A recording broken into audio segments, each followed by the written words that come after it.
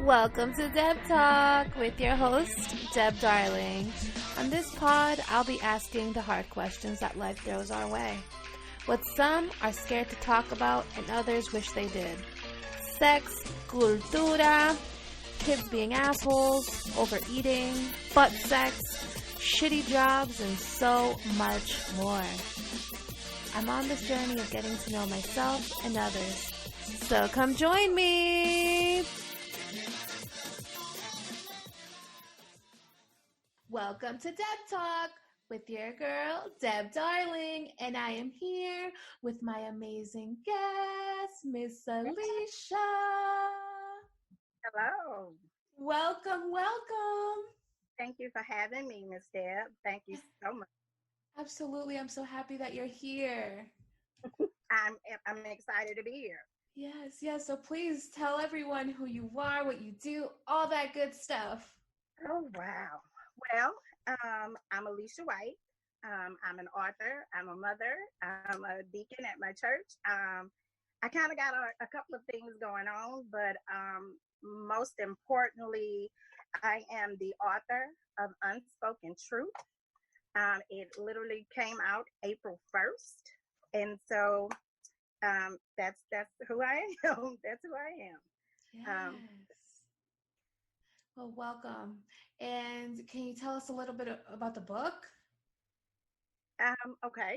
So this book talks about, the title of the book is Unspoken Truth, The Aftermath of Sexual Abuse. I felt it necessary to write this book. I am a sexual trauma survivor. And I kind of walk you through the whole entire spiel of what happened, what caused, what I felt like afterwards, and, different things like that. I think we're going to get into, how it changes you and things like that. But if you have any more questions before then, we can go ahead with that. Perfect. So then we will slide right on into the first segment, which is the weekly inquiry. And this week we are going to be discussing, how do you think sexual abuse changed your life? Sexual abuse changed my life in many different ways. It changed the way I thought. It changed the way I perceived people. It changed the way I trusted in folks. It makes you, it makes you have a total different perspective on things, especially since I'm a mother. It really changed my parenting style. The way I parent them. My kids are much older now. I have an 18, 17, and 12-year-old now. But it really changed the way, I would have brought them up. Leaving them alone with just anybody just wasn't going to do. It changed the way, the day afterwards, I felt like it was like a death. I felt like I had died. Emotionally, I did. I became more withdrawn. I became angry, suicidal, and so in this book, I talk about all of that, but most definitely it changes your whole perspective. It changes the way your personal opinion on things when you are a survivor. I completely agree. I am also a survivor, and it happened more than once. And when you say like you're a mother and it changes the way that you parent, the first thing when I got pregnant and I found out that I was having a girl, I was like, why? Like, I don't want this to happen to her. And then from the moment, my daughter's only 3. So from the moment that she was born, I have been so overprotective over who can actually watch her and who can stay with her for too long or whatever the case. And people think I'm doing too much, but I'm like, when you've experienced things since you were young, like my first sexual assault towards me was when I was about 10 years old. So I can only, and it was in defense of my younger sister. So if it wasn't because of that, he would have got to my at the time 5-year-old sister. So we were, Wow. I can tell you a little brief story of how it happened. Uh-huh. She was laying down next to me. My mom had to go to school, so she left us with this family friend, and the Okay. family friend had a boyfriend, and he was there, and we were sleeping in the front room, and I Yeah. felt his presence come in the room, Yeah. and I could feel him trying to pull my sister off of the bed. She was in the Wow. inside of the bed, Uh-huh. and I laid my body on top of her so he couldn't, and then I pretended I was still sleeping. Yeah. And then he kind of like stopped pulling her and sat next to me, and then started just touching me and everything. And Wow. I just lay there because he couldn't see me because it was dark, and I wasn't crying with I wasn't crying. I was just crying with my tears, but I wasn't making any noise, so he wouldn't know. Yeah. And then he Okay. left, and I never told anyone. Then fast forward 3 months later, we went to Water Country, which was like a theme park, Okay. and we saw him, my mom and I, and we saw him, the woman And the and the friend. daughter, and I just peed myself. And my mom was like, Deb, what's wrong? What's going on? So then we went to the bathroom, and I told her what happened, and Wow. immediately we left. And we went straight from there to the police station. We pressed charges, the whole nine. He didn't end up getting anything, like nothing happened to him. But my mom, like the woman ended up stopping, she'd never talked to my mom again. She said I was lying. And Yeah. the whole time my mom was like, dude, check your daughter. Like, you have a daughter, and if this man did this to her, he's probably doing it to your daughter.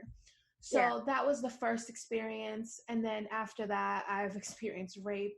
I unfortunately got my virginity taken from me.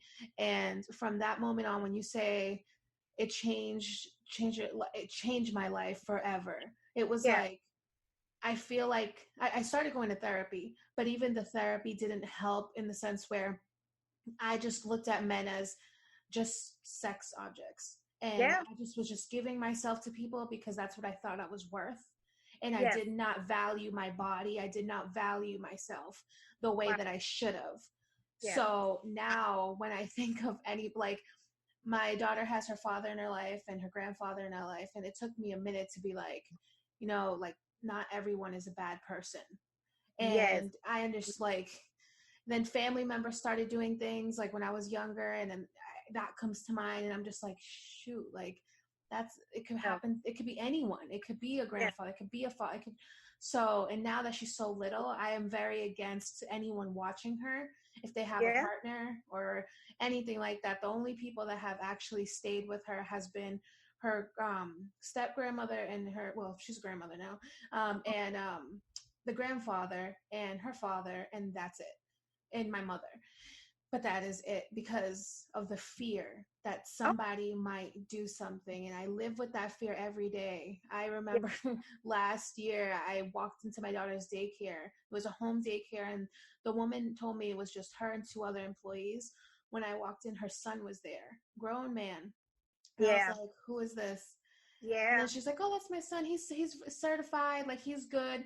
And I was like, well, that's No. something you tell me, because that means Correct. that this man that's certified is watching my child, and now I had no choice. Like, what? So from Yeah. that moment on, I was extremely uncomfortable, and then things happened. I ended up taking her out of there. But Yeah. I literally, day in and day out, I'm always thinking of Yeah. her and other people's intentions. When men compliment her, like, oh, she's so cute, I'm like, yeah, she is, thanks. And I walk away really Right. quick. I'm like, don't look at her for too long. And you just never know anyone's intentions. Right. So when I found out that you wrote this book, I was like, I want to read this because she has a Yeah. story to tell. I'd love to have her on, because it's a lot of people don't get that vulnerable to talk Yeah. about that. Yeah.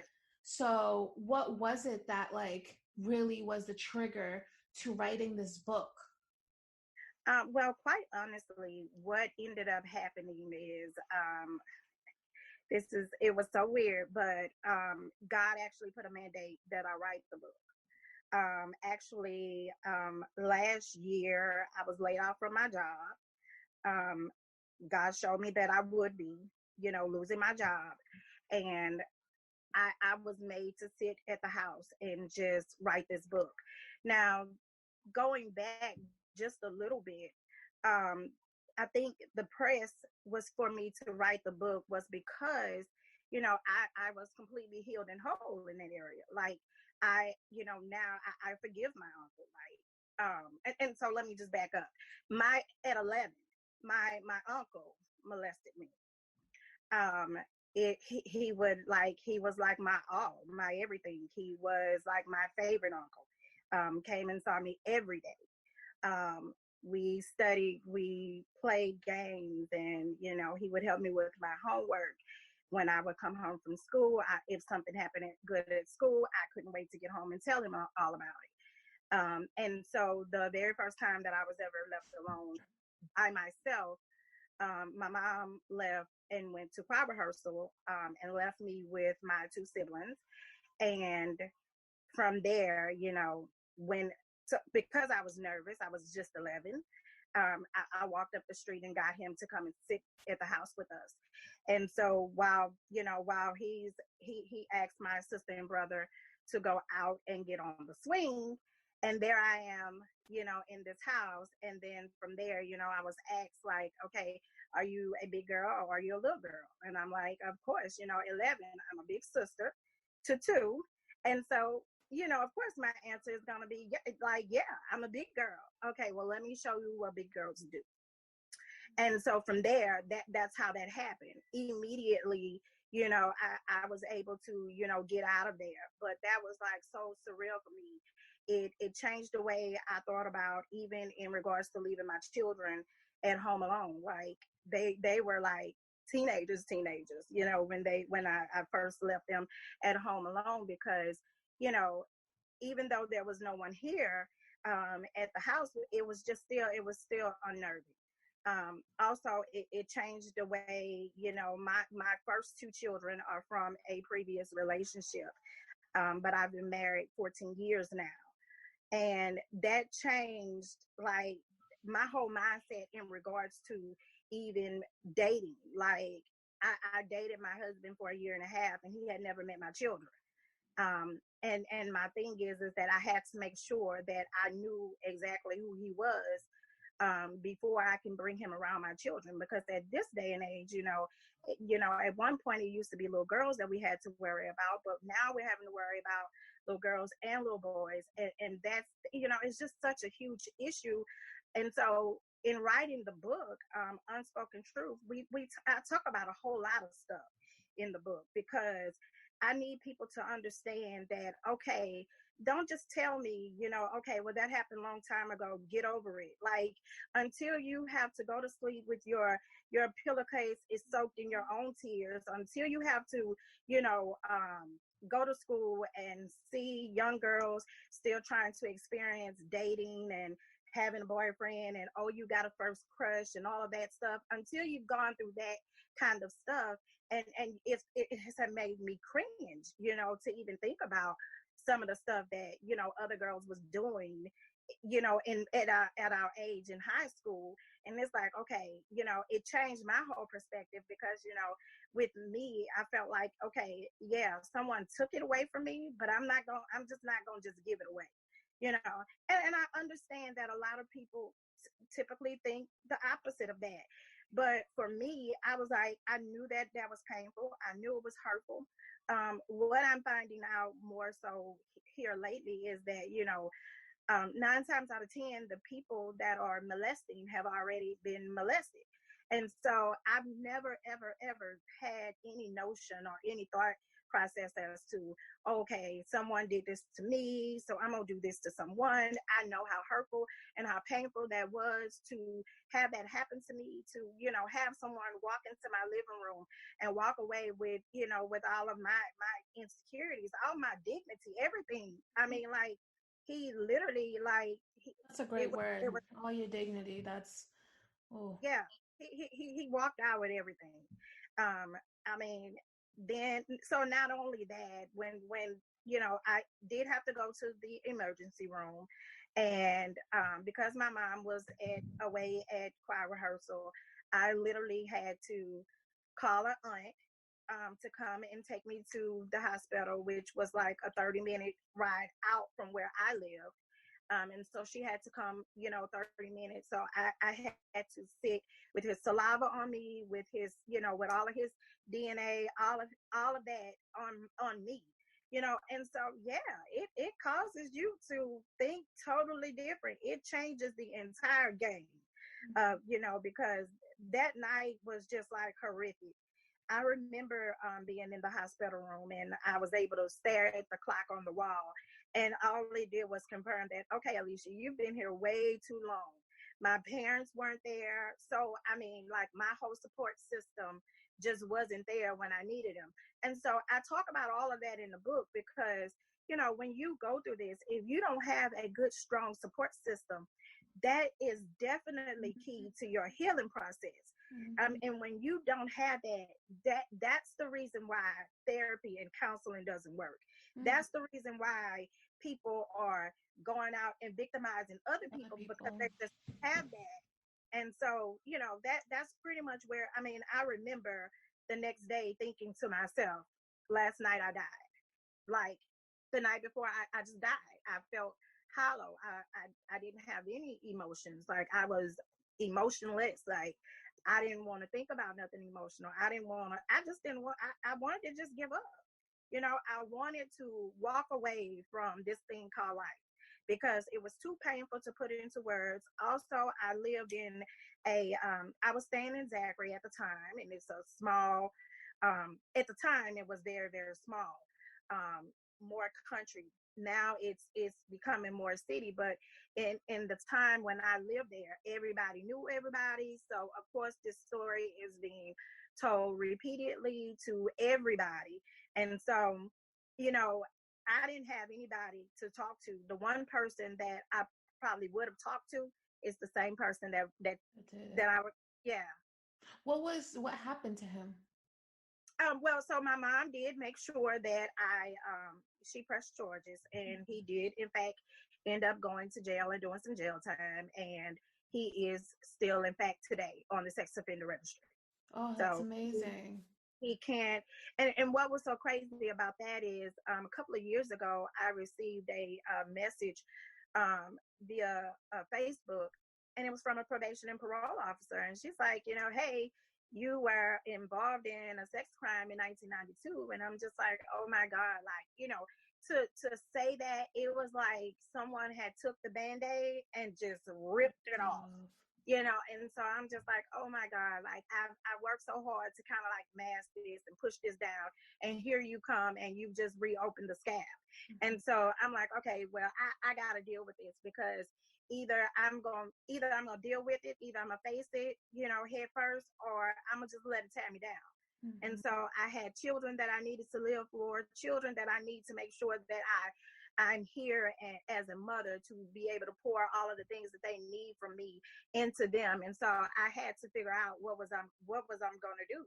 And so I did end up contacting the probation and parole officer. But however, when she sent me the message, it was old because I hadn't had Messenger on my phone. And so she had already let him out, but she was just like, she and even to this day, she was like, I had the hardest time dealing with him. He did not want to, he didn't want to get on the sex offender register. He just didn't. He refused to do that. I think literally, she said she literally had to go out and make contact with him with her team and say, hey, I'm coming to revoke your probation. And when that happened, of course, he signed up, and so he's on there now. But think about it. I had to heal from it, because this is just not just a person that, hey, I'll see in the neighborhood. This is family. So every wedding, every funeral, every social gathering, there's always their potential that I'm going to run into him. And so now that I am completely healed and whole, I don't mind running into him. Like, it doesn't bother me now. But at the time, it did. For so many years, it did. I'll be 39 tomorrow, and it's taken me this very long to even, to step out and say, okay, God, I need healing. I need to be healed and whole from this. Because the last thing I wanted to do was do hell here on earth and then die and go to hell. So I just I can't, I said, Lord, I can't do hell twice. And so that was my wake up call for myself, because I mean, even though I had children and a husband, I was still, somewhat suicidal. Things would still happen. It was very hard for me to, even dating. Like, I mean, That was gonna be my next question. How was dating throughout like your teen years and your adulthood? yeah, And then how was it when you met your husband? How did you know he's not he's not a bad guy, and if I have kids with him, he's not right. going to be bad guy? That really and truly, so I won't give the whole book away, but that is really and truly something that, it's something that I talk about it in the book. Mm-hmm.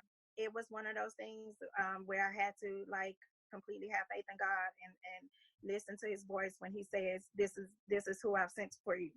And so that was hard to do, but we made it, we made it through. But thank God my husband was very, very compassionate. I explained the whole shenanigans to him, so he knew exactly what he was getting himself into. He knew exactly what he had to deal with, what he was walking into. And so he also helped me with that a lot, because even in the beginning and even after we got married, like, he still had to keep reassuring me that, I love you, I'm here for you, I have your back, and so it was very, very hard. It was very, very hard, because my first child is a girl as well. And so when I had a daughter, while I was, you know, very much thankful to be having a baby girl, it was very, very, it was hard, because I wasn't with my husband at the time. My older two kids, like I said, was from a previous relationship. And but that guy also knew exactly, what he was getting himself into. But when I brought my daughter home from the hospital, it was so hard for me. Like, I really poured all of me into her, because at night, when she would be sleeping, anytime she would be sleeping, I would literally, have to make sure I'm seeing where she is, making sure like I've slept with my hand in her bassinet. I needed to feel her when she rolls over, things like that. It was just very, very hard. Because I mean, you have biological fathers that are doing these things to Mm-hmm. their biological children, and I think it's quite sad. It really is sad, because I don't think people actually know what they do to us when they do these things. I mean, you're never right after that. Like, it's a whole lot of stuff you got to wean through, just to have a peace of mind. So happiness for me is a fight. It's a struggle every day. Like, I have to keep telling myself, like, okay, today I'm going to be happy today. Today I'm going to, because otherwise, the enemy will slide in and feel like, okay, let me remind you about this and let me remind you about that. And so many times, I'm also a life coach. And so I help other individuals to heal from sexual trauma. And it's very hard for other young ladies and even men as well, but it's hard for them because when you just don't have that support system that says, listen, I'm here for you, I got your back, I don't care what time, day or night, you can always call on me. When you don't have that, that's hard. It's hard to deal with. It's very hard. I agree. I've met people that they didn't. I had a friend. I'm not going to tell her business nor her name. Well, kind of her Right. business, not her name. Uh-huh. I remember she mentioned to me that something had happened to her with her stepfather, and I was like, "Have you told anyone?" And at this point, we were like adults, and she's like, "No, I don't want to. I didn't want my mom to like." The big thing was her mom, and she didn't want her mom to not be happy anymore. And I was like, Right. but that's a big deal, because if you let that pass and you let your mom, that means your mom is, I don't know, like, I was so shook to my core that Yeah. she lived with this trauma for so Yeah. long, because every time something happened to me, I was very much like, Mom, this is Yes. happening, Yeah. and I don't know what to do, and I feel uncomfortable with this person. And every Correct. time she would be like, why?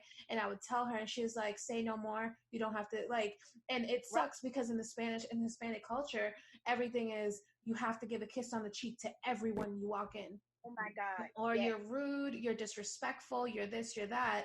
So I experienced my fair share of, mom, I can't. I'm like, I Yeah. don't care. Let them think whatever they want. I can't do it. But like every time I get close to this person, I feel like chills in my body. I feel sweat. I feel I can't. And then I start to hyper. Like ever since that happened, I swear that Yeah. is when my anxiety started. Like when Most it came to definitely. when I'm around adult men, like older men, I Yeah. cringe. I'm just like, Yeah. oh, and people always It's think like, what's to that. wrong? And I'm like, you don't forget, and then you for some reason, I don't know if it's like, it must be psychological, where you just think like all these men are the same, and Yeah. like I just don't get along with older men the way that, and it's not even all older men, it's literally Right. only Hispanic older men that I'm just like, oh, because I've been around Black older men where I feel this sense of comfort, and I Okay. feel like completely different than when I am around Hispanic older men. So it's been it's been tough. Yeah, I could just imagine it. And the thing about that is that, you know, when you begin to think about stuff like that, it's like, you know, I can't always put it into words as to why that comes up. It's almost like, you know, I just call them triggers because I Mm-hmm. mean, I, for a very long time, could not even stand to hear the name. You know, when, if anybody would say my uncle's name, it would ultimately, I already knew that, okay, for the rest of the day, I'm going to be in my room. I'm going to be, you know, because I, it's like I'm back there all over again. And so it's almost just like being victimized all over again. Mm-hmm. And so I mean, and honestly, it is, you know, because that trauma starts running back in your head, and it's just like, you know, now you're reliving it because now you're rethinking about it. And I mean, we see a lot of that, you know, going on. And I had a issue one time with my baby girl, where a guy at a house that we lived in before this one, he, I don't know what was his problem or what was his spiel, but one night he actually knocked on the door and he had brought her a bag of chips. And my thing is that I have three children. You know, no one that I know that's in like their right mind will go to a house that has multiple children with one bag of chips. And so he knocks on the door and, you know, he's like, hey, I bought this for baby girl. You know, of course, my uncle was in the front. So he's like, yeah, I bought this for baby girl. And of course, you know, he yelled for her to come out. And she did, in fact, come out. And he gave her the chips. And I heard him say, okay, where's my hug? Oh. Well, the thing about that is that, you know, I know what that feels like. I knew exactly what he was doing because not just only did was I molested, but I've also had other little issues, you know, with other uncles where, you know, we're getting out at the store and he has to come to the side of the truck to get us all out because, you know, that because he gets to feel us as Mm-hmm. he's getting us out, you know. So, you know, whether it's okay, accidentally touch my butt, accidentally touch my breast, you know, things like that. And so when he said, you know, hey, where's my hug? I'm like, oh, okay, all right, I got your number. I understand where you're coming from with that. And so, okay, you know, the first little time I let it pass, but I mean, no sooner than probably about 5-10 minutes later, he knocked on the door again with another thing of candy. Now, this is my thing. If there's an adult that is fixated on a child like that, I need to know what how does one sit down and think about a child like that if it's not something sexual, if it's not something that they want, if the child isn't sick or hurt or something Mm-hmm. like that? Why, I mean, how did she end up on your radar to where you said I have to go to the store and get her a bag of chips and bring it to her as if she's not eating, like as if she's not, You know what I'm saying? Mm-hmm. And if you felt that way, then my question to you is, why didn't you feed them all? You Yeah. know? And so, I talk about that also in the book, because I'm one of 4 children in my family. And so when my uncle would come and visit with us, it was 4 of us there, and so, but you only wanted to come there for me. And that's what that was. You came to see me. You sought me out. It's almost like a predator, you know, watching his prey. Like he just waited and waited and waited and waited, and so and to the right time, and then he just swooped on in, at that given moment.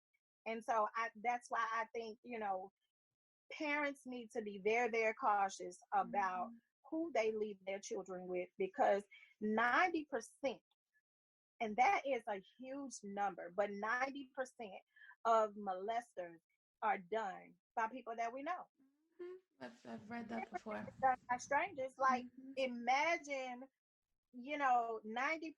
That means somebody is getting raped or molested every second. Mm-hmm. Like, that's when you sit down and you think about the statistics of that, it blows my mind. Mm-hmm. It blows my mind, because that means, and we have so many different people that, and of all race, of all, cultural backgrounds and things, that are locked up in prison, in mental asylums, because people don't know how to deal with this. Mm-hmm. Sexual trauma, it does something. It really messes up your psyche when people, go there and start touching on kids and all this, and like, oh my God, like, I don't understand how a child could be appeasing to an adult. I don't get it. But to somebody, it is. You know, Yeah. it's disgusting, though. It's disgusting. It's disgusting. It doesn't make any sense. It doesn't. Mm-mm. It'll never make sense, Mm-mm. because I knew what it felt like. And you know, I've heard someone, one time make a reference. Well, at least you weren't raped. I mean, you can fondle a child and they're gonna feel the exact same way. Mm-hmm. Rape, molestation, it's all sexual trauma. Violation is violation, and is That's right. violation is violation. It does not matter what type of violation it is. Once a Right. person does something to a child that is inappropriate, that child is going to feel that for the rest of their life. Yeah, most definitely. I Did agree. you ever have anyone question you, like if you were telling the truth or not, or like Oh, all those things? Because I had my fair share of people that have not believed my story, or they're like, why do you have to bring this up now? And just recently yeah, had a huge incident with family, and they were like, so you're bringing this up 27 years later, or however many. yeah, I was like, well, right now he's triggered me and he's in my face and he's doing all yeah, these things. And it happened to be at a family gathering, so it was like yeah. wrong place, wrong time. But it was like the man Sorry. was literally right here trying to get me to calm down. But the Wow. more he told me to calm down, the more Yeah, freaked out I was getting, because I was like, yeah, dude, you for the longest, because once I turned into an adult and I had my daughter, he would always mention the fact that I was getting fat and I was this and I was that, because I no longer was, I would never walk in and give him a hug or a kiss anymore. So he yeah. would he would be like, she's very rude, she's this, and he would make these comments. But this particular day, we were having a conversation outside, like with my cousins, and he joined. And whatever, we Uh, stood there and we talked, and I kept it going. But I knew, like, this man is not a good man, and like nobody in that house at the moment knew what had happened to me. So right. when he starts, I'm having a conversation with someone else, and he came trying to calm me down, and I was like, you need to Yeah, get out of my face. So then he has 5 daughters, so all of them are like, don't talk to him like that, he's an adult, blah blah blah blah blah. I was like, first of all, he is. And then I just started saying all the things that he had done yeah. and all A these things. And child then molester. He mhm, is a everyone just looked at me in shock, because I really brought this up at this gathering. But I was like, right. listen, you guys, like, and I ended up leaving that house. And thank Mhm. God, I thank God every day, because he blesses my life every single day.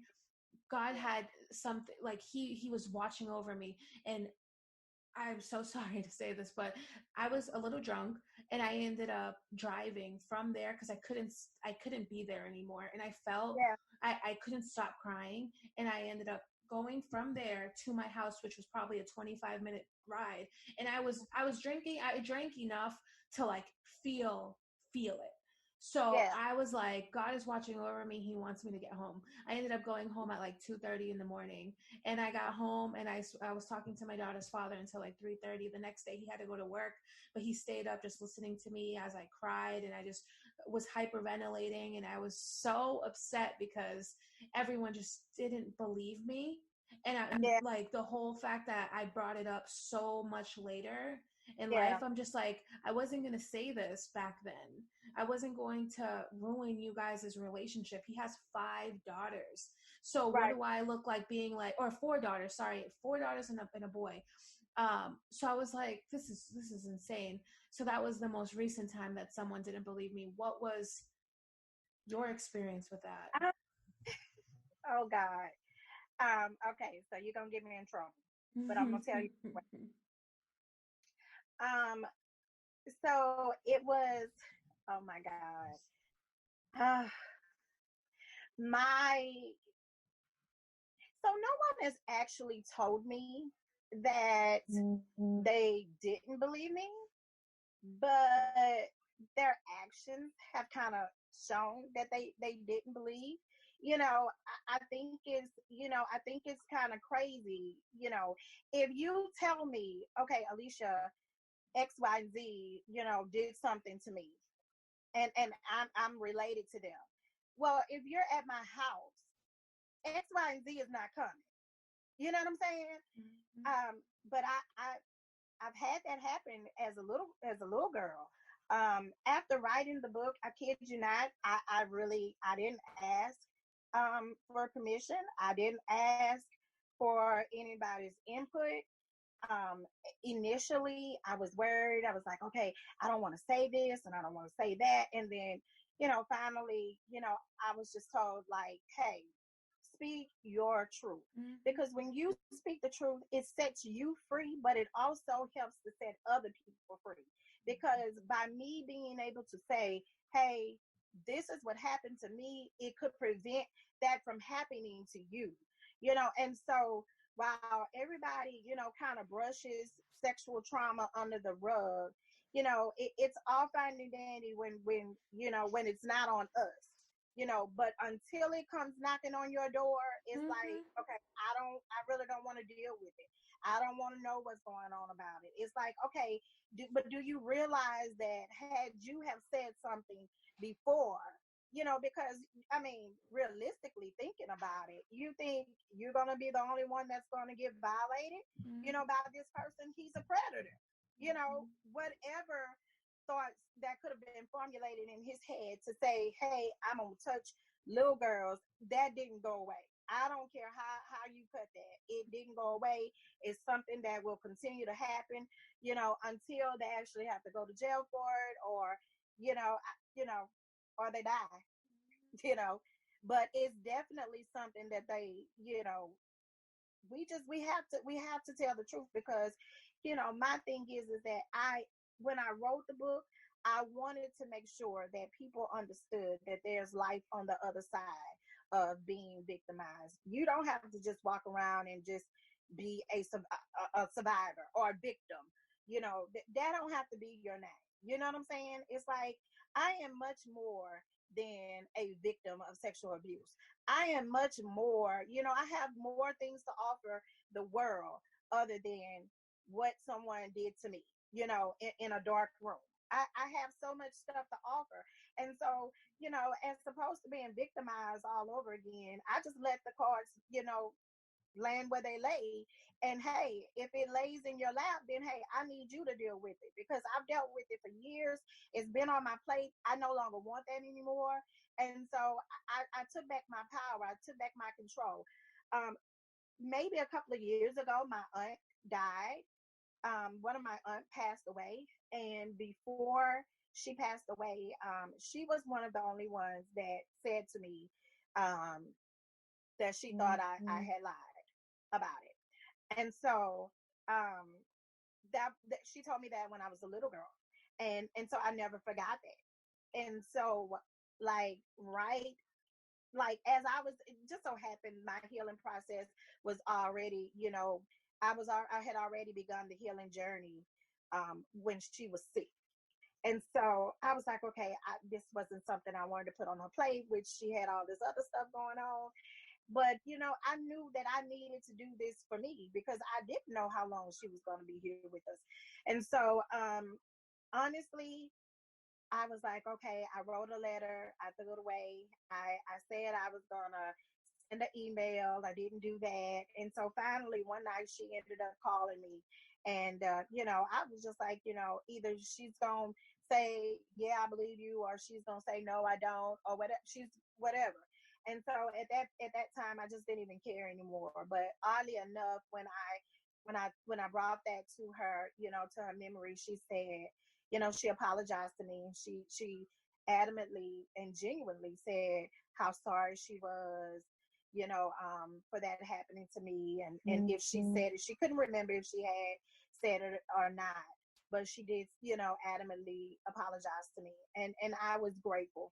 And I knew that it was genuine because the next day she called me at work and she's like, I just want to make sure we're fine. Are we okay? And I'm like, yes, I love you past the moon, and I cried so hard because, that to me, that says maturity. That says a whole lot of growth when you can say, I've made a mistake. I apologize. Let's move on. Like, I mean, I miss her so much, even to this day. Like, I miss her because, she was a real genuine soul. She was able to say, you know what, hey, I'm sorry. I made a mistake. And at that time, it's like, okay, what can you do? But her apologizing and her saying, I do believe you, after all these years, I believe you. That made me say, you know what, I can stand up. That gave me that extra boost of courage to say I can stand up and not just be a voice for myself, but be a voice for others. Because, after that kind of stuff, I know Maya Angelou, when she was a little girl, was molested by her mom's boyfriend. And when so she told her uncle, and of course the uncle, prosecuted. He went to jail, but they let him out on bond that same day. And so the story is the uncles ended up finding him and they beat him to death. And so Maya Angelou wrote the poem, Why Do the Blackbirds Sing? Because she didn't talk for about a year or two afterwards. She felt like she had killed him. And so I was like, you know what? Ain't nobody gonna stifle me out like that. You just not gonna take my voice away. I'm here.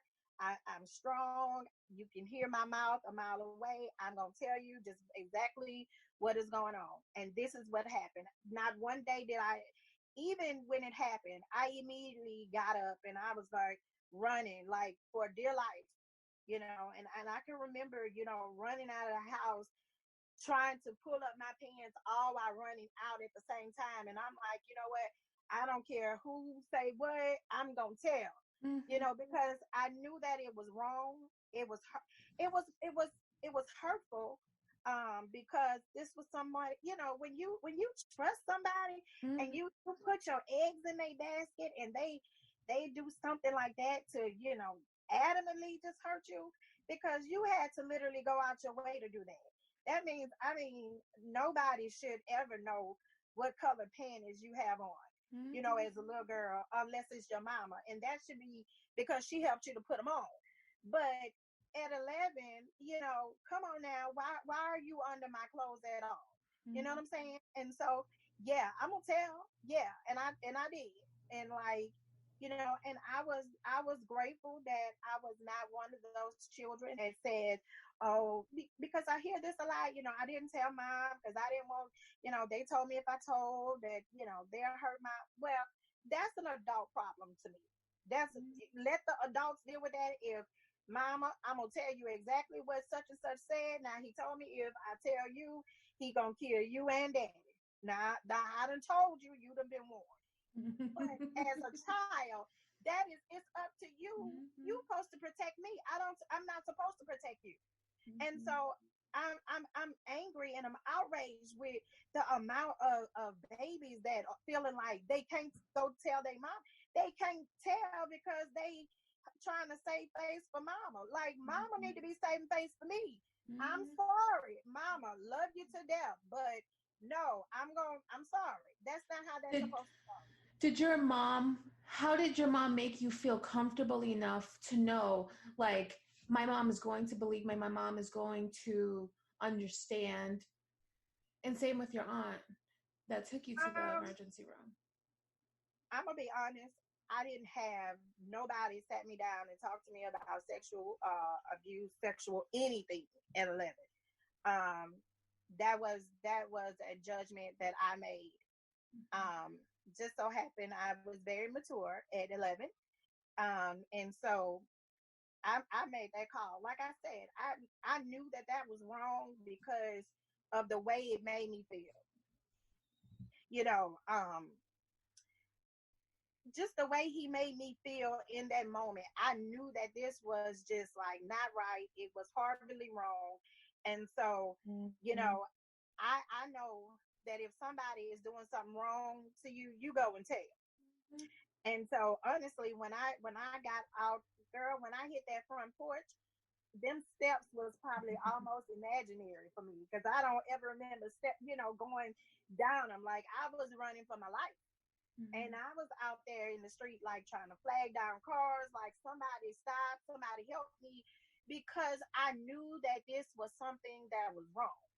It was horribly wrong. And I felt like it was, I knew it was wrong. So nobody had to make me feel comfortable enough to say, hey, something.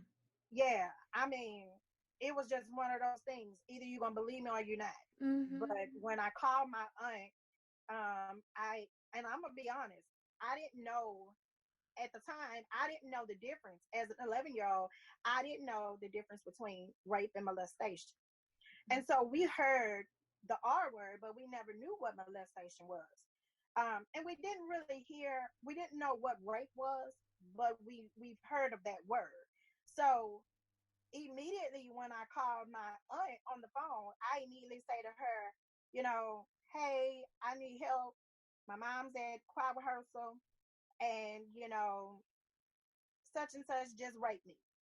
And so, and even when we got to the hospital, like when she checked me in, she literally checked me in like that. Like the lady was like, okay, where are y'all coming in from? Somebody raped her. So I need her to be checked out. And I'm just like, oh my God. Just tell it to the world. And so, but yeah, so I didn't need anybody to say, I just needed somebody to listen.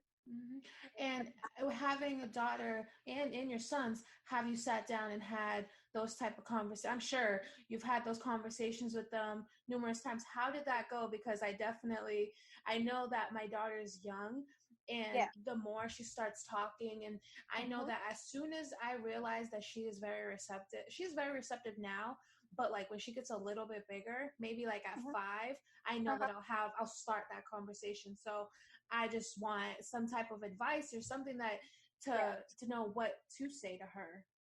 I will definitely tell you at 3 years old right now, she is becoming, she's in a stage to where she can start recognizing different things. What I will definitely tell you, because I did it with my children, my daughter and my son are like 18 months apart. And so those two were there together. And so I kid you not, I was paranoid. Like I would literally every day when I would pick them up, I don't care if they were at my mom's house or at their dad's house, I needed to know every scratch, every bump, every whatever. And so I would do checks. But I also would teach them their body parts because it makes it very, very, very easy for you as a parent to help your child if someone is doing something.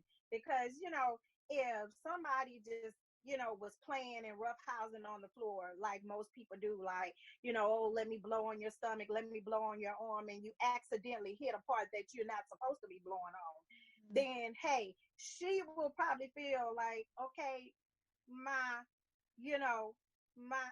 whatever. So learning body parts, I talk about that in the book. Teach them body parts. I mean, every last one of them. With the girls, we, for our private areas, I gave it a cool name that only you and I would know, because everybody else don't need to know, you know, what our code is for that. And so even with my son, I would definitely teach him, okay, this is what this is, your arms, and this here is this. And so we would always have little code names. That helps out because it makes it easy for you, because you gonna know if you and your daughter named her private part Julie. Somebody kiss Julie? Yes. Okay, you gonna know exactly what it is. That will be something that that's undeniable. Ain't nobody done taught that to her. Ain't nobody done told it to her. They can't tell her that because you and her know who Julie is. Mm-hmm. And so I will definitely say teach about the body parts. Mm-hmm. Most definitely. That's a start. Until she gets a little older to where you can start having those conversations. Because I would have those conversations with my kids.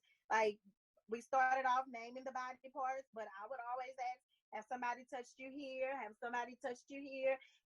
And so that's how I would make sure that, okay, we good for, we good right now. And so that would be my biggest advice for you, is to make sure that you guys are aware of, have those kind of mama daughter moments, to where you and her have, like, little secret codes to where no one knows that but you and her. And so I almost guarantee you, if something comes up, she's gonna tell you, Mama, my Julie hurts. And I mean, people are probably gonna be like, okay, well, what the hell is a Julie? Yeah, don't worry about what Julie is. I'll take care of it when we get home.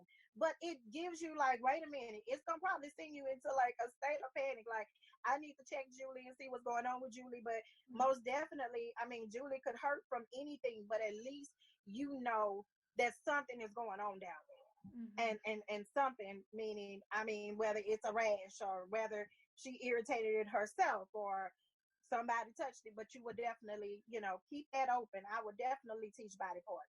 Mm-hmm. That's my key. That's my key point for that.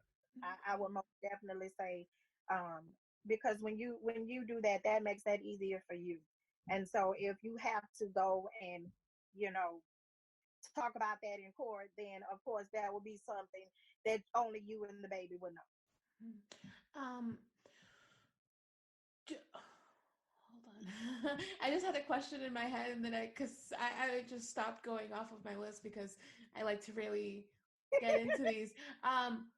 When did you know that your kids, because they're older now, they really trusted you and trusted you enough to be able to tell you if something like that was actually happening, or any just trust wise? How did you know all three of them were like? So I think that kind of stuff comes along with just parenting by itself. Mm-hmm. Because, when your children get to see, okay, when your baby gets sick and she knows, okay, mommy, I don't feel good, and she sees that, okay, you're trying to make sure that she's feeling better, that kind of level of trust kind of comes into play with all of that. So it's not one particular thing that said, okay, yeah, they trust me. But when I will say, especially like with body parts and stuff, when we're bad, when I would give them baths and things like that, I didn't let my daughter get in the tub with my son. And I know a lot of people did that. I mean, I grew up like that. I took a bath with my cousin for I don't know how long. But my thing is that for me, that helps to separate and helps to keep all that curiosity and what you got going on down there, especially when you have a little girl and you have a little boy. I didn't need him asking why his stuff don't look like her stuff and all that. And it's not that I was trying to shield him from that. It was just that, I want to give them the points that they need. I want to give them tools that they need and that they can use. I don't want to just overkill them. on just way too much. Oh, okay, this is your sister's Julie, and this is your brother. You know, I didn't want to go through all of that, so I never bathed my son and my daughter together.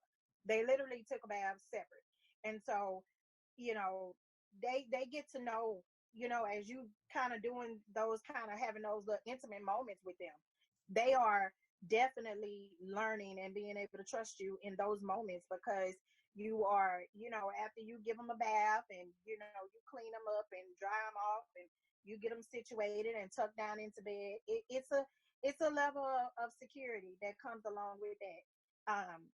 But yeah, you know, for children, because my kids, I've always like, okay, ain't nobody been playing with Julie, or ain't nobody been playing, you know. And I always would ask those questions. And to, you know, when my the pediatrician actually went to check one of my kids one time, and I think it was my son, maybe it was my daughter, but they like snatched their clothes up, probably pulled them all the way up to their breastbone, because they was like, my mama said nobody's supposed to look at me there. And I'm just like, okay.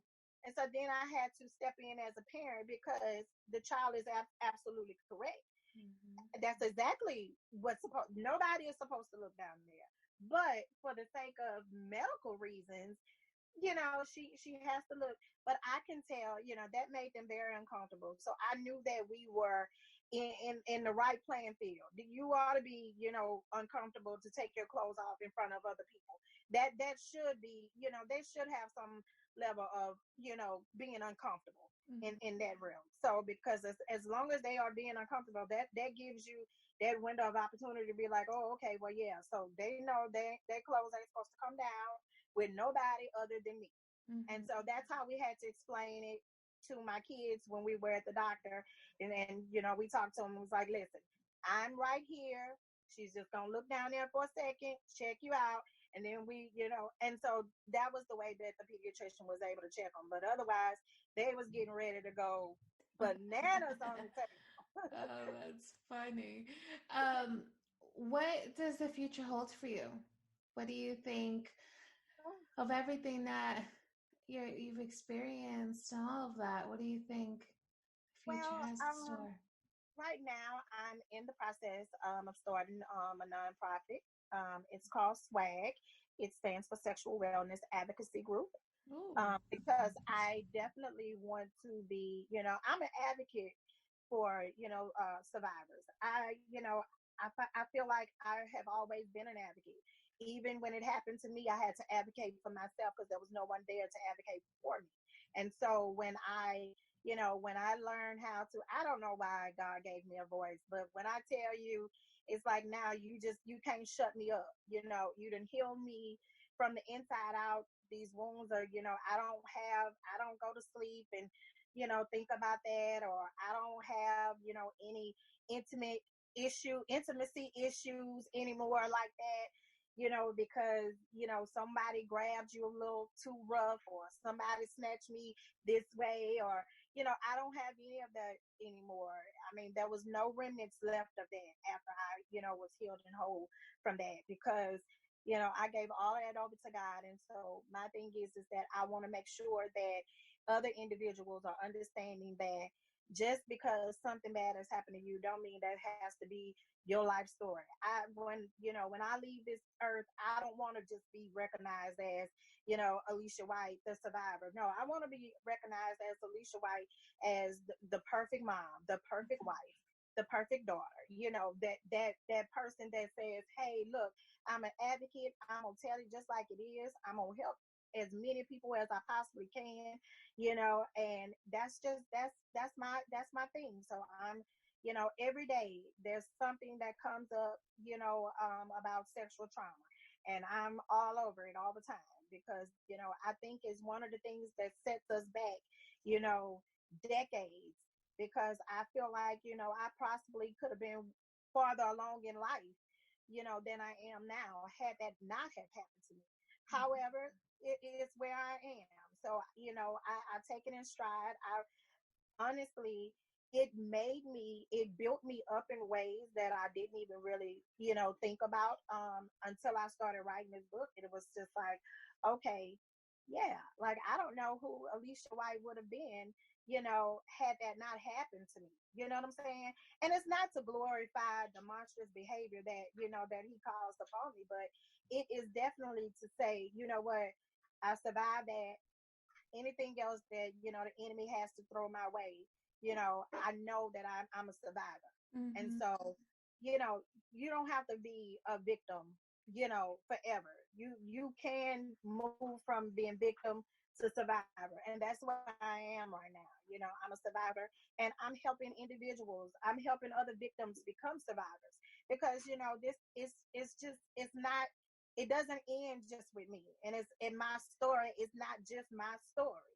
So I tell it to the world. I can stand on the state capitol and tell this story in my sleep, because it's something that is near and dear to me. It's something that I want to make sure that, we are making sure that the next generation are not being affected by these things. And I know that is happening, um, especially during this pandemic.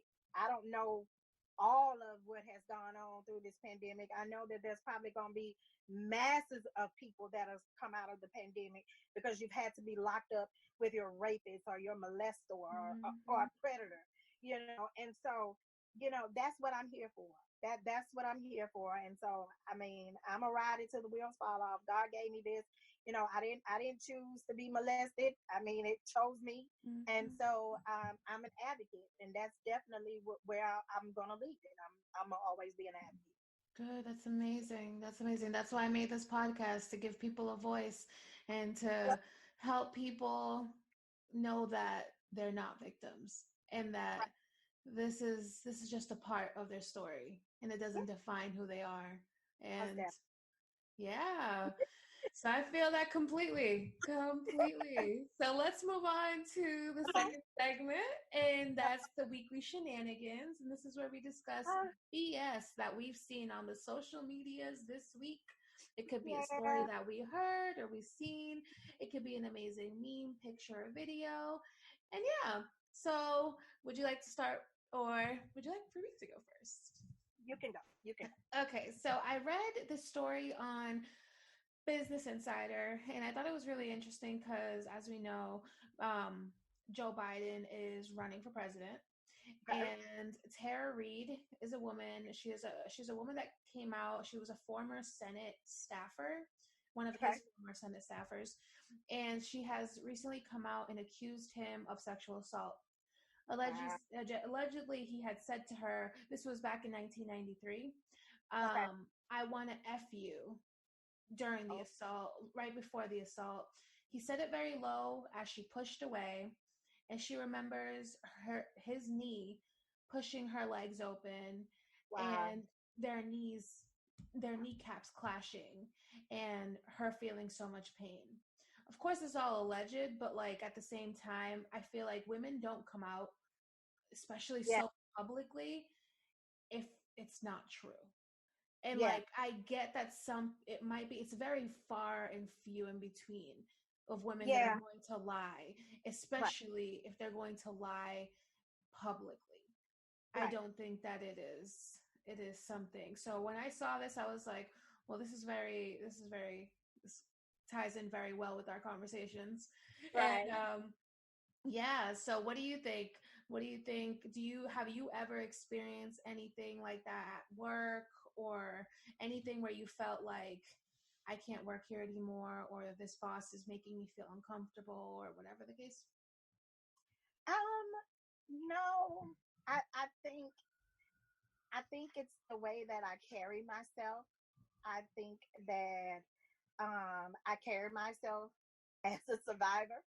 And Mm-hmm. so, while I've never had that, I still do hear that a lot of people, are still being victimized, which was the reasoning for even having the Me Too movement. You know,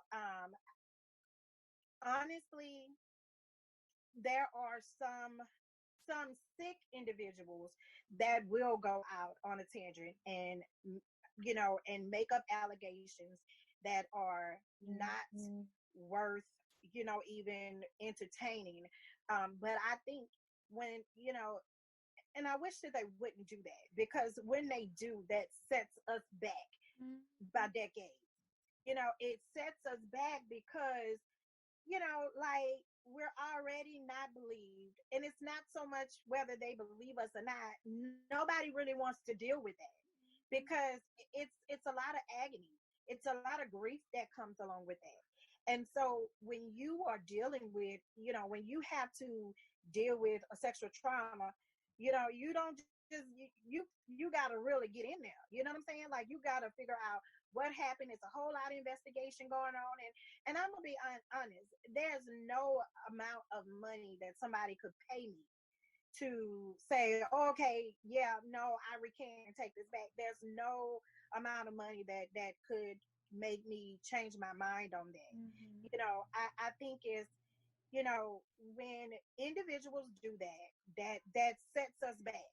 It makes us look, it makes it more believable that we can be liars. You know what I'm saying?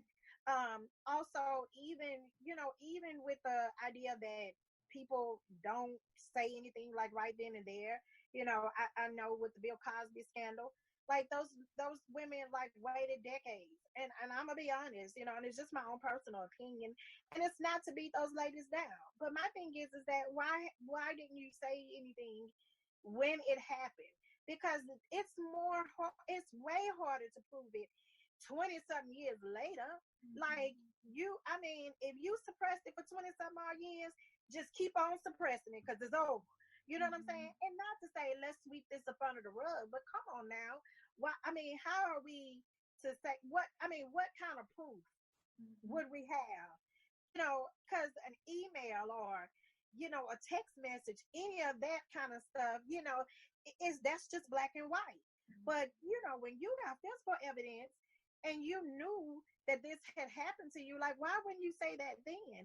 Like, that leads me to believe that you accepted money, so you accepted hush money. You know what I'm saying? Like, why would you accept hush money for a sexual assault? Like, if you felt so strongly about it, that is like, money shouldn't silence you, and money correct. shouldn't be the motivator for anything, I think. Right. So I agree. I know it's tough sometimes for people to speak out, because it took me some like I told you with the story. Yeah. I didn't speak out because I just didn't feel like I could at the time. I didn't feel like I wanted to mess up a family dynamic of so many people. And I felt guilty, because I do come off as, like, I don't want to blame myself at all, but I come off very friendly and very, like, people misconstrued my friendliness with flirting all the time. Correct. And Correct. then that's where it comes to, oh, she was asking for it and things like Yeah. that.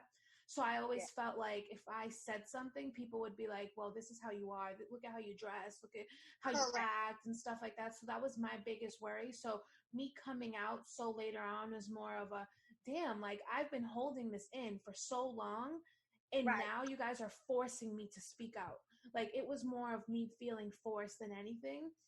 But yeah, no, I definitely agree with you with the whole, they should have spoken out, like, way before, and accepting money or anything, and then coming out later on because other people are coming out. It's like, you can't have your pie and eat it too.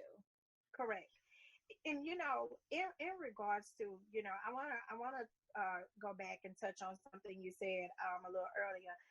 My thing is that when I understand that it took you time to come out.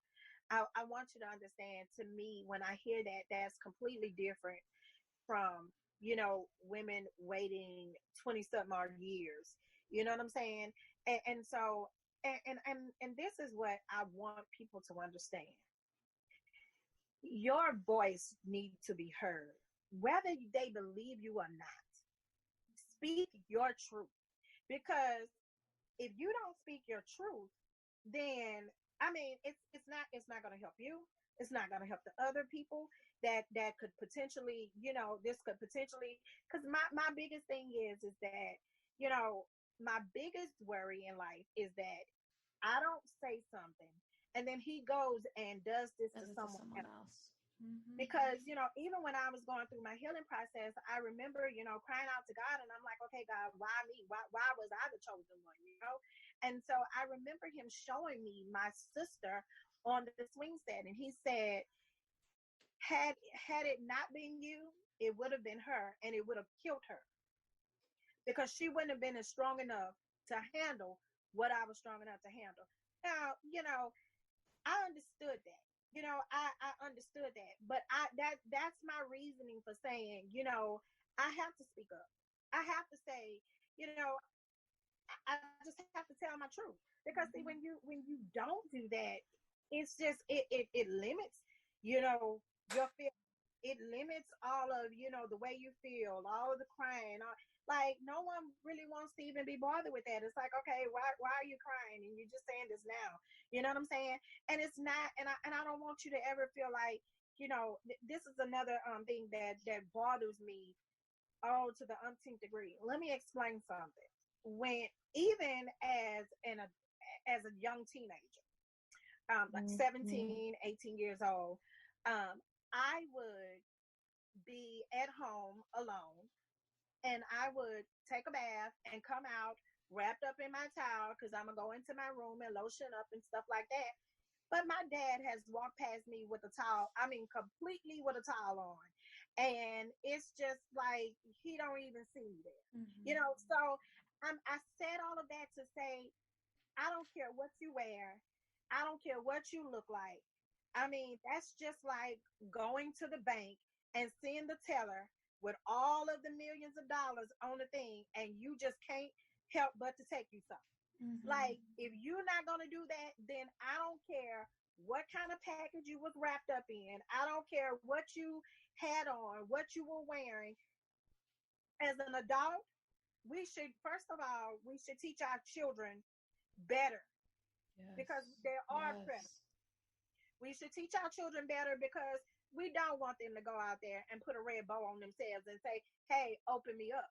Mm-hmm. But also, by us speaking up and telling our truth, guess what that means? That means, somebody will be, declined into saying, I'm going to rip off the red bow off of them. So I hate to hear, oh, well, she look at how she was dressed. Mm-hmm. And, like, it doesn't matter what she was dressed like. It doesn't matter.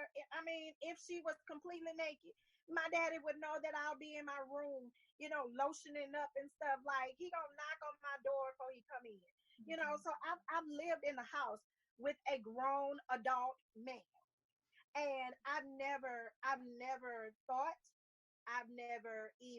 there was not even a hint of that. You know what I'm saying? Like, my dad, I could get out of the tub and let him in to use the restroom while I'm in the tub. You know what I'm saying? And there's nothing. He didn't feel inclined to pull the shower curtain back to see what I look like naked. It was none of that. I hate when people say, oh, well, she was dressed like a hoe, she carries stuff like a hoe, all that stuff. It's like, you know what? It really don't matter. Yeah, do we need to be teaching our young daughters that this is not how you should be dressing? Yes, we need to teach them. But who teaching these grown men and women not to put their hands on these children because they dress inappropriately? Who's doing that? Nobody. We have to, we got to do something different. And so, yeah, I don't buy that. I hate to hear that. I don't even deal with, well, she was dressed like such and such. I don't care what she was dressed like, because entertainers, celebrities are just about naked all the time. Beyonce never have on any clothes, and ain't nobody raping her or touching her, because she don't have it on. Because she don't have no clothes. Like, come on now, I don't want to be subjected to what I got on, because my thing is that anything you worn, a dress and some heels, and you done and your man done been like, oh, babe, you look good in that. So it really doesn't matter what you got on. You could have a dress You could have a robe, whatever. It's whatever. I mean, I just think a predator just gonna be a predator. You Doesn't know, matter if you have sweatpants on or you have a correct. dress on. He's still going to be a predator and going to look at you a weird way. That's Yeah. right. Gonna be what it's gonna be. So Mm-hmm. I hate to hear, I hate to hear that. And I don't ever want individuals that have been victimized to believe that, you know, oh well, I may have brought it on myself. Because you know what, that's crazy talk. Mm-hmm. Nobody was asking for it. You know what I'm saying? And I know a lot of, elderly people say that, oh well, she was asking for it, look at how the way she's dressed. And it's like, no one's asking for that, ma'am, like at all. For the you know longest time, it was the scrutiny, the judgment from the older family members. And like after a while, once I kind of my mom, she moved from Boston to Florida. Once she hmm moved, it was like my whole mindset shifted. And I was okay. like, I honestly don't care what anyone thinks. I'm going to speak out on everything that's ever happened to me as Yeah, need be. I'm not going to go and tell the whole world right away, but if the conversation comes about, I'm going to speak on it, because if that just helps one person, that's that's right. all that I care about. I just want to know, I want people to know that you're not alone and that Yeah, these things happen to anyone. It can happen to you, it can definitely. happen to you, a boy, a girl, anybody. It can happen to. It happens to elderly people, it happens to young, old. It doesn't matter what. The predators are out there, Yeah, and you have to know the signs. You have to know what to most look out for and all of that stuff. So, definitely. yeah. And so I talk about all of that in this book. And I remember when I first wrote the book, and I was like, if this book only helps one person, Mm-hmm. then it served its purpose. Mm-hmm. I know that it's helped, multiple people, but I mean, because it's been on the bestsellers list, of course, but I am grateful that it is helping so many people, because, I do talk about the different signs, what you need to be looking out for. I do talk about all of that stuff, and how dating and being filled with anger and rage and suicidal and all. I cover all of that, in the book, because, at the end of the day, it's just what the book is. It's unspoken truth. We don't speak that enough. And so God gave me that title, and I was like, oh my God, that was like very fitting, right? Unspoken truth. It's about all the stuff that people don't talk about. You know what I'm saying? Like broken relationships between a mother and a daughter. That's horrible. Like when you've gone through sexual trauma, we don't want to lose anybody in our support system. We need everybody that's on board. We need them all in our boat. We need them all in the ship. We need them. We just need them, And so I do, I express in the book to, for victims to, don't push away your support system because you're angry. Make sure that you let them know. And it's okay to say, hey, Dad, I'm having a bad day. It's okay to say that. Today is just not a good day for me. Why? I don't know why. Because some days you have bad days. It's like, I don't know why. Subconsciously is you've gotten yourself fixated in being in that mode of, oh, I'm stressed, I'm depressed because of what has happened to me. Why did it have to be me? And the answer to all of that is that we'll never know the answers, but we definitely don't need to be pushing our people away. We need everybody in the whole. They say it takes a village to raise a child. Well, it definitely takes a village, a support team to bring a sexual trauma victim to making it over to survivorhood. And so um, that's my biggest goal in life. That's what I'm doing. Good, good. That's great. What is your shenanigans of the week? My shenanigans is, oh my God. So I read an ad. Lil Boosie actually stated that Lil Boosie actually is a local rapper. Well, he's from Louisiana. Currently resides in Atlanta now, but he stated that he has paid for his sons and his nephews to receive oral sex from an adult. And I'm thinking to myself, first and foremost, did you just speak that out? Like, did you say that for the world to hear? Like, did you?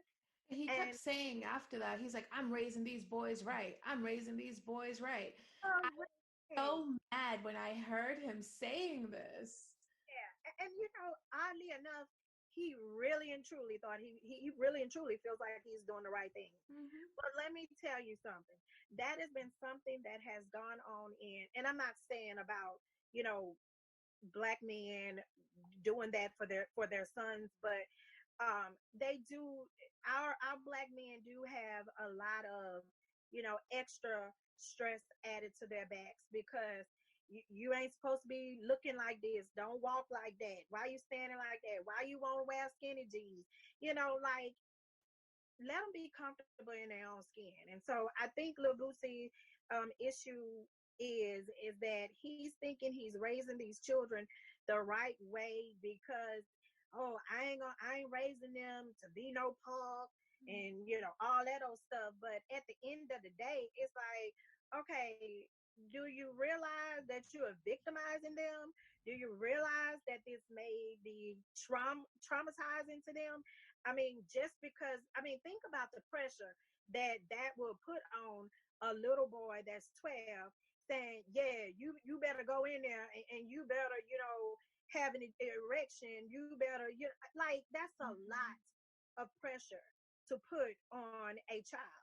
I'm never, ever, ever going to agree with that because I don't know what, you know, clown decided they were going to take any amount of money to perform any kind of sexual act on a 12-year-old.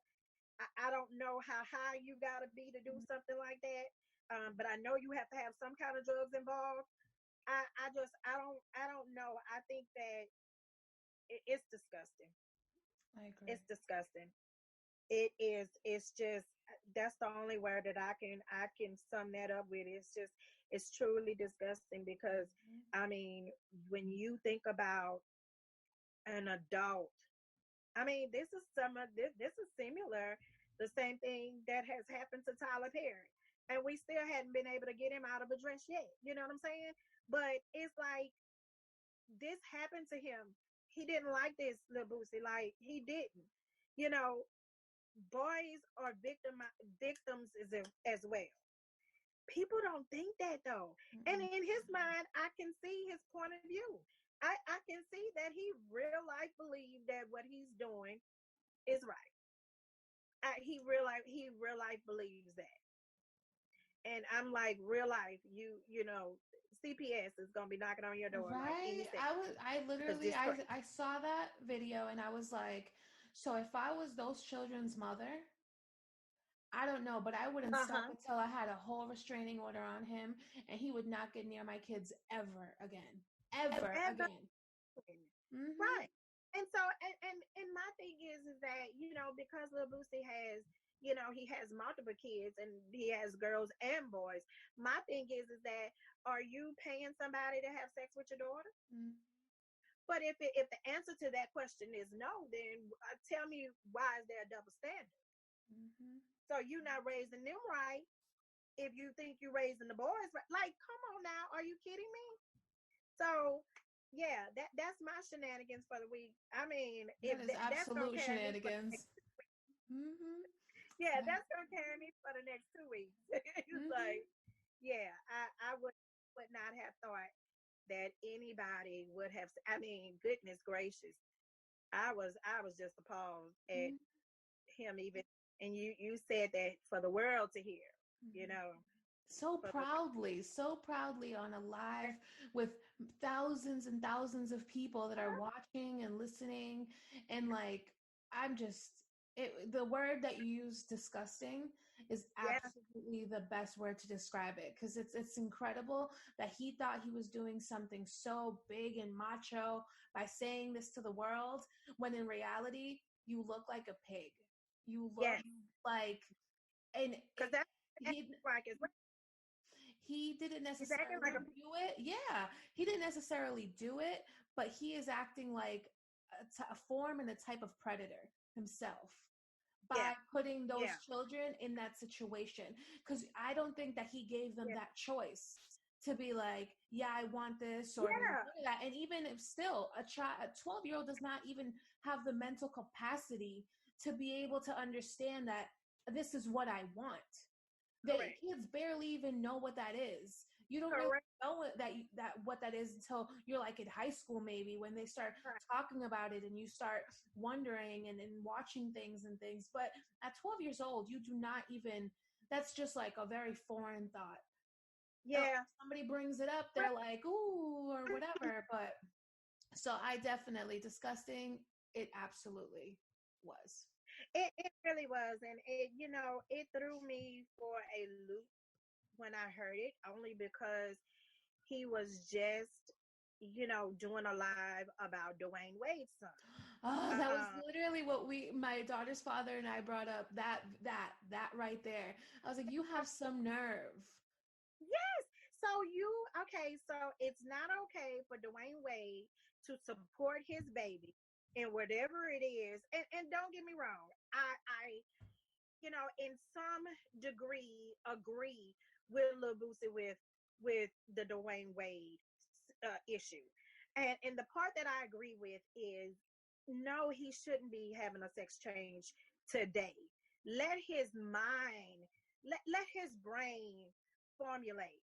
You can support him. Just support him. Mm-hmm. Just support her right now. That's all I was like. You don't have to do anything drastic today, because we know as a kid, like, I remember going and asking my mama for a clarinet. And I remember I begged and begged and begged for this clarinet. And she's like, okay, I'm going to buy this clarinet. And she did. But she was like, I want you to know, we're not going to pick up one thing and put it down tomorrow. And I'm like, oh, no, mama, I would never do that. And absolutely, that's what I wanted to do at the end of the day. And she was just like, no. And she was adamant about it. So I got clarinet in middle school. In high school, she made sure I was in band. When I switched to high school, she went to the guidance office and said she has to be in band. So I'm sitting there like, okay. So I was forced to play that clarinet. And when I moved out, now that my children are older, she ended up finding the clarinet, and she was like, you need to have this. Like, you still torture me with this clarinet. So my thing is that at that age, like, let his mind mature enough to, I mean, if he wants to do that when he's older, then, I mean, I'm not saying no shape, form, or fashion that I agree with any of that, but I'm just saying, as a child, that's my point of view about that. As a child, I know that, the same thing I might have thought yesterday, I probably won't be thinking about that tomorrow. Mm-hmm. But, Lil Boosie made a whole, I want somebody to take a cell phone from him. I just want him to he needs to be removed from social media. Mm-hmm. I don't know why they ain't blocked him. They just keep letting him. Mm-hmm. It's crazy, but he's on there all the time, saying some ridiculous stuff. Mm-hmm. So, yeah, it's crazy. Yeah. That's my shenanigans for the week. Amazing. So let's slide on into the weekly check-in. And this is where we talk about a current topic that we're catching up on. It could be a show or a TV, something you saw on TV or a show, on the media, which could be social media or the news or a magazine, anything that you thought was worth talking about that isn't necessarily negative. Yeah. I guess it was worth talking about the celebrities that just died. We had Andre Harrell, Lil Richard, Betty Wright. Yeah. I'm like, oh my God. I mean, they were like back to back. Yeah. It's crazy. I really have, a whole lot going on this week. I just thought, that was one of the things that just popped in my mind. Like, they left like one after the other, and Betty Wright was so young. In her passing, I was just, we grew up listening to her music. We all loved it, when we were there. But yeah. And Andre Harrell, created Puffy. we took some hard hits here, Yeah, I think. this week has been a tough. I don't know when this will be out, but this is the week of, it's May 14th today. So it was Yes, just this week that all these things happened. all these Yeah, things. RIP to all these amazing Yeah, souls. right. Amen. So my weekly check-in is, I saw a post on the Shade Room, and it was from the Love and Hip Hop person, Alexis Sky, and she Okay. posted, "You can turn a hoe into a housewife, but a woman is supposed to turn. Wait, you can't turn a hoe into a housewife, but women are supposed to turn felons, cheaters, community dick, and liars into kings." Oh, okay. So I saw that and I was like, well, so first off, I don't think that you have to turn anyone into anything, men or women. Anything, right? Yeah, you Yeah, like who you like and you do what you yeah. want to do for that person. So I That's really right. thought the post was very like funny because I know this, I've seen the saying before that you can't turn a hoe into a housewife, but I feel like people change and people are who they are, and you like who you like and you love who you love. And Right. you're not supposed to do anything. You not like, you're going to do what you want to do at the end of the day for who you want to do it for. So this Correct. post was very Yeah. funny. What did you think? What do you think of um, what she posted? what I think about that is, first of all, if you're in your 30s and you're still trying to change somebody, Mm-hmm. the change needs to happen within. Mm-hmm. Because if you keep meeting or you keep attracting the same type of significant other, then it's not them, it's you. It's you. And so yeah, all that changing people, and that's where they go wrong at. It's like, no one wants to be changed. I mean, because think about it. Think about if someone said to you, hey, I like you, I think you're beautiful, I think you're an amazing woman, but I need you to only cook with just a t-shirt and bra on. Like, I mean, just think about if they said Mm-hmm. that.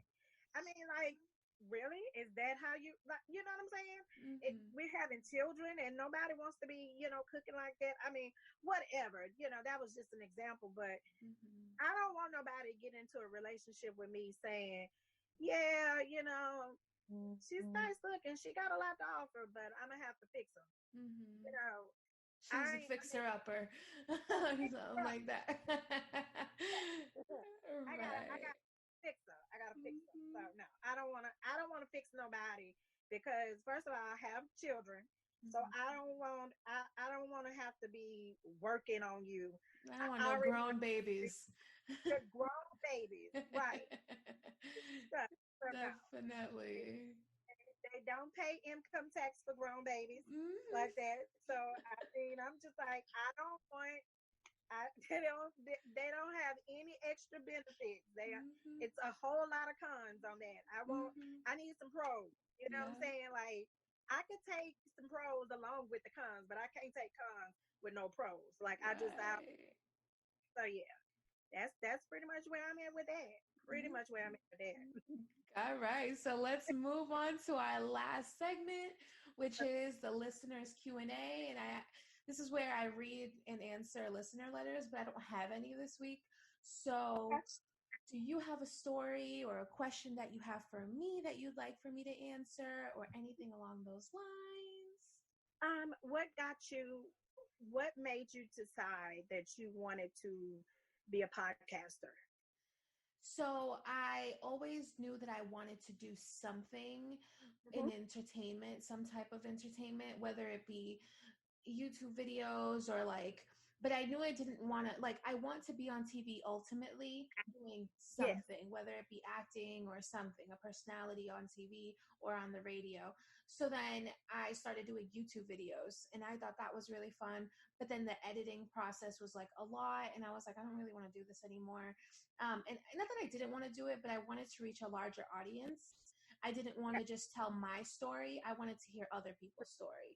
And I was Okay. like, podcasting you can talk to multiple people about multiple things, and you'll be able to get to know a wider range of ideas and thoughts.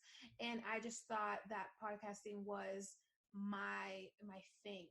And I didn't know that really until not too long ago. When I started actually doing all the interviews and everything, I was like, why didn't I do this so long ago? I love doing this. I love hearing from people.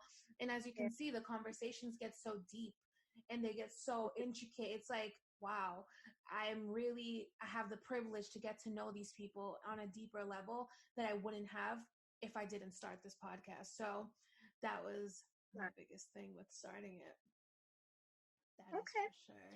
That was pretty much it that I had. I think it does take, a very special personality type to do this. I don't think that it would be so much a problem, the interviewing portion of it, but the editing and making sure everything falls where it's supposed to. I think I'm kind of with you on that. Like I wouldn't want to, go through all that. But I think my opinion would be, on the side of being interviewed, I just want to tell my story to everybody. Like I want to be able to reach people. I want to be able to help folks. Do I want to be on television one day? Yeah, maybe I will. But I want to be doing something meaningful to where I'm reaching just a broader audience, and helping people to heal and just getting the words out about, we need to do better, because we're failing our generation that's coming under us if we're not talking about it. They don't have a fighting chance if we don't speak out now. And so to me, that's pretty much where I'm at with that. Perfect. That's amazing. And I can't say it enough how grateful I am to have you here. Thank you.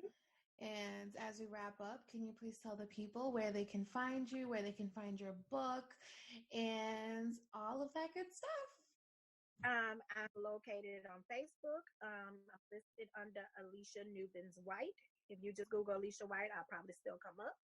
I'm on Instagram as Newbins-White. And I do have a website. It's called SwagBR911. And so the book also is on Amazon and Barnes and Noble. I don't know how that just flew out of my head, but Amazon and Barnes. And so you can either, DM me or you can order it from Amazon. But it's definitely a book worth reading. Definitely. Great. So I can't wait to get that's it. pretty much yes. Well, thank you. And I can't say it enough. Your voice needs to be heard, and people need to know that they are not victims. They are survivors. Yeah, most definitely. Most definitely. To everyone else, please remember to subscribe and to comment and rate us on iTunes and everywhere else you listen to your podcast. And thank you for joining me on this amazing podcasting journey. So we started this podcast asking, how do you think sexual abuse changed your life forever? Changed your life. And as you can see, it has changed both of our lives forever. It's not easy, and every day has its ups and downs. But as women, we are soldiers, we are strong, we're resilient beings, and nothing can take us down. We are survivors. So like I always say, keep an open mind and an open heart. Until next time, toodles!